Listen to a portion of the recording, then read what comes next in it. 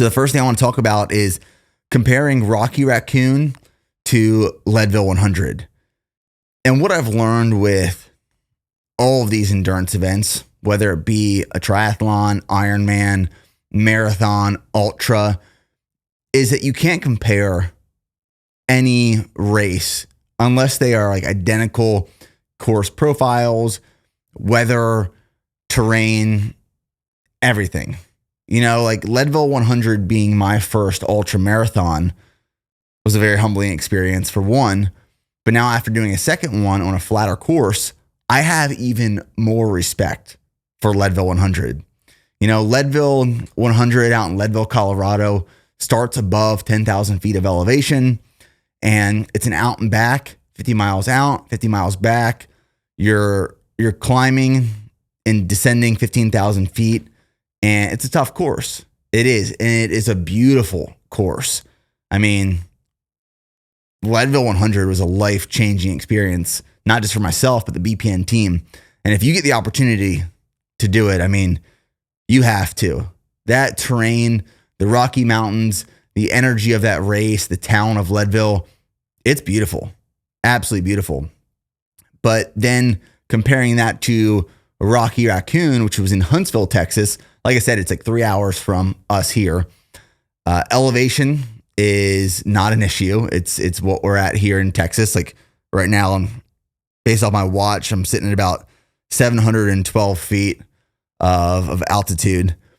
So there's a big difference there. Rocky Raccoon was a 20-mile loop that you did 5 times. Small changes in elevation, but I think it was like maybe 3,000 feet of gain and loss over the 100 miles. And it was flat. You know, it was technical. There were a lot of routes. There were a lot of routes on that course. That was the hardest part to navigate, I'd say. But overall, I could move pretty quickly. And I know Rocky Raccoon is one of those races that people do to set PRs. And it was a quick race. Weather-wise, it was cold. You know, we started the race at probably 30 degrees, and it got up to maybe 55 degrees during the day. And then at night dropped back down to, you know, in the 30s, which wasn't necessarily an issue for me. I think the crew and the team and the media and marketing departments were colder than I was out on the course. I was able to just wear like a cutoff most of the time and be comfortable. And then in, you know, comparing it to Leadville, there were a lot of changes in weather in Leadville. You know, we started, it was cold. During the day, it got really warm. At night, it got freezing. We saw hail, rain, blue skies, clouds. I mean, it was a lot of changes. But that's kind of compare Leadville 100 and Rocky Raccoon. I say compare, but I don't think they're even comparable. Two completely different races. And you can tell based off my times. You know, Leadville, I was 27 hours and something minutes. And then Rocky Raccoon, 19 hours, 13 minutes. Huge difference. Some of that I will say was preparation for the race, but a lot of that was terrain, altitude, elevation, gain, loss, all of that, you know, accounted for.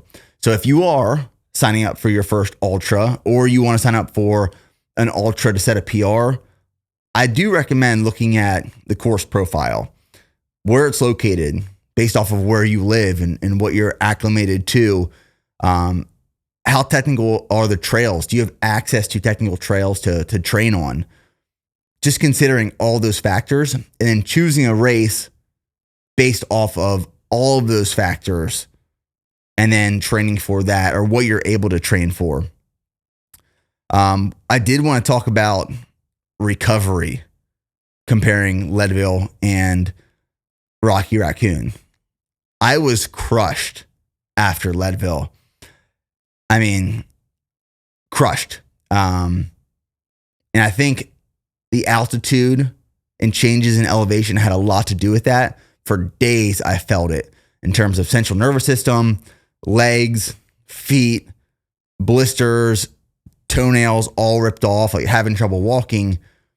After Rocky Raccoon, I felt like I recovered pretty quickly. As soon as the race was over, I could tell a huge difference from finishing Rocky compared to Leadville, where I just felt more fresh after Rocky. And at the end of this video, I'll tell you a story of what happened after the race.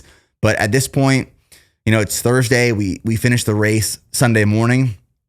I'm feeling good. Not good enough to run yet, but I'm feeling really good. So recovering a whole lot faster. And I think the course profile and altitude and elevation has a huge impact on recovery for a race like that, especially over 100 miles. Now, talking about Rocky Raccoon prep, and I kind of want to compare this prep to Leadville prep as well. For Rocky Raccoon, I hired Zach Bitter as my coach to plan out all of my training. For Leadville 100, I kept volume actually fairly low for an ultra, and here's why. I was coming off of a 6-month triathlon prep, deep into prep with a lot of volume. And to be honest, I didn't plan on going right into an ultra prep after that 6-month triathlon prep. But I put my name in the lottery for Leadville 100 and I was selected. And I told my wife, Steph, I said, hey, if I'm selected for Leadville 100, I have to race. I can't turn down this opportunity. So we went right from a 6-month triathlon prep into Leadville prep for an ultra, and I decided to keep volume lower just because my body was pretty beat down. Going into Rocky Raccoon, I was feeling fresh. I was feeling pretty good considering coming off of Leadville. But I hired Zach Bitter as my ultra coach, and we got volume up a lot higher than it was for my Leadville prep. If you follow me on Instagram or you followed some of the videos on YouTube, there were multiple weeks throughout the prep where I was doing 30-mile runs on Saturdays or Sundays and pretty comfortably. Like, I wasn't super taxed after those 30-mile runs. I could take the next day off and then jump back into training for the week. And mileage was getting close to around 100 miles a week at its peak. So that was one change we made for Rocky Raccoon prep, is we got volume in terms of time on feet and mileage a lot higher than Leadville 100 prep. So it's one big difference we made. And Zach was a great coach. His program was amazing. If you guys are looking for an ultra marathon prep program or coach, I highly recommend Zach Bitter. He actually, I believe he still does, or at least at some point he had the PR, the course record at Rocky Raccoon. I believe it was like 12 hours or something. Could be off, but I know he held the record at some point. He might still hold that record. So Zach is just a super talented ultra marathon runner, especially at the 100-mile distance. Some other differences going into this prep, Rocky Raccoon. One, life is a lot crazier at this point. BPN, the business has grown a lot, and we're implementing a whole bunch of new systems and infrastructure. We've hired a lot of new employees, and we have some big initiatives and projects we're currently working on. So time for work has definitely increased dramatically, which didn't affect my training physically. I was still able to complete all my training runs in the mornings, in the evenings, and the weekends. However, mentally, I was more focused on business than the ultra. And I want to caveat to that. I don't say I wasn't focused on the ultra. I knew my training for the day. Zach sent it to me. I looked at my notes in the morning, knocked out what I had to do for that day. And that's like the last time I thought of the ultra during training. And then I went into work and worked. And, we're pregnant right now as well. We have a baby girl coming this July. So that's been a big focus of my life as well. But I want to say that, and I preface all of this to say that when I do something, I do it at 100% all in, full capacity. That's how I've done everything in my life, and I always will. That was the same thing for this ultra.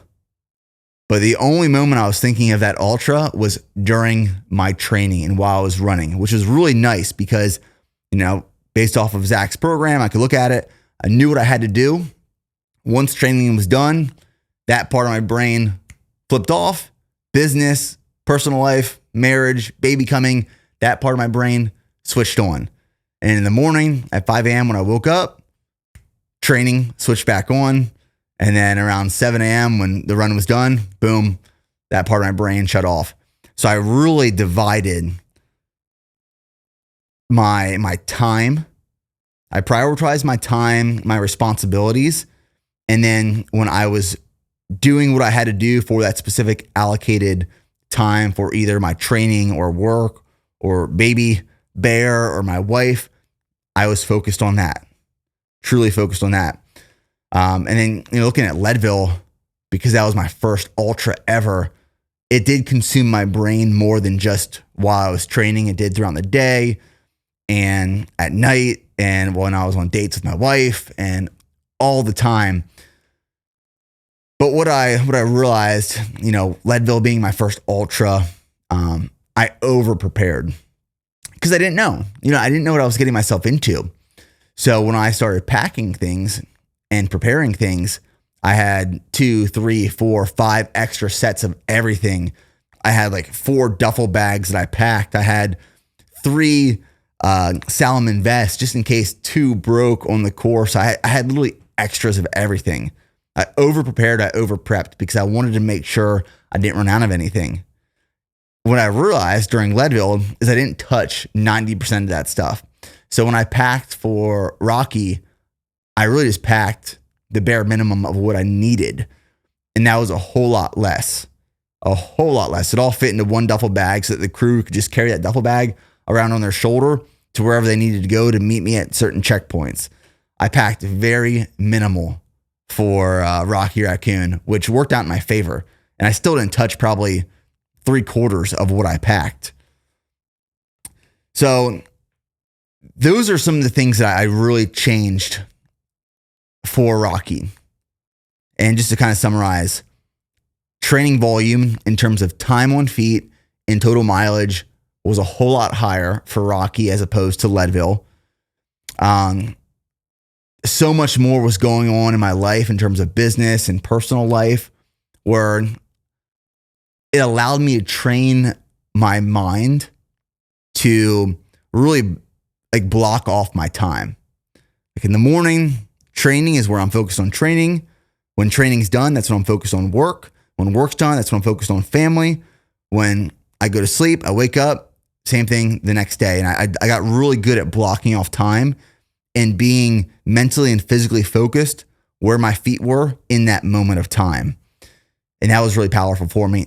And then just packing in terms of gear and nutrition and equipment, I packed a whole lot less because I realized I needed a whole lot less. I look back at when I was packing my bags for Leadville 100, and it's actually humorous how much I packed and how much I bought and how much I prepared for, which, you can never be too prepared. But it's just funny what you learn from just one race to the next.